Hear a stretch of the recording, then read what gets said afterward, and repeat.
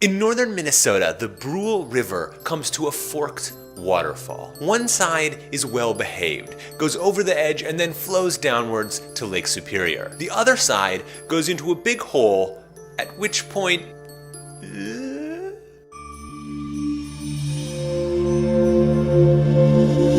half of this river flows into this massive hole, at which point it is never seen again. All we know is that half of the Brule River disappears into the Devil's Kettle. People have tried to figure this out. Scientists have dumped dyes, hundreds of ping pong balls, GPS trackers. They've even just shoved logs into this hole. The expectation is that it would come up somewhere in Lake Superior, but none of the things people have tried to track the flow of this water have worked. They simply disappear. What is especially frustrating and confusing for geologists is that this really shouldn't be happening. Geologically speaking, northern Minnesota is full of holes, sometimes called kettles or cauldrons.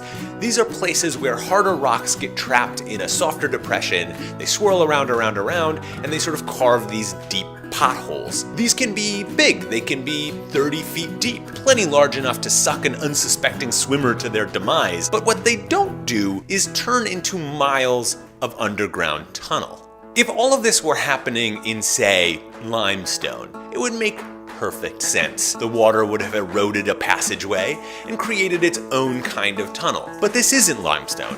It's a much harder rock called rhyolite. And rhyolite doesn't form tunnels, at least not naturally. So there's only a few explanations. One possibility is that maybe there's a fault line there. But this isn't a trickle of water.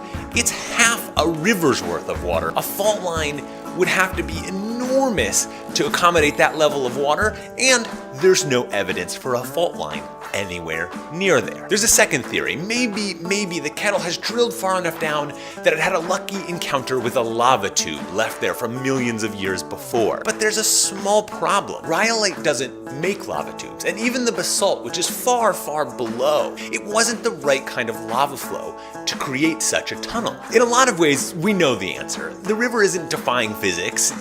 It's flowing downhill and almost certainly ending up in Lake Superior. The thing that has everyone frustrated and confused is how. And the harder that scientists and geologists try to solve this mystery and then fail, the more mysterious Devil's Kettle becomes. Where's that water going? Where's it going? Subscribe here and watch more videos here. This wasn't worth it.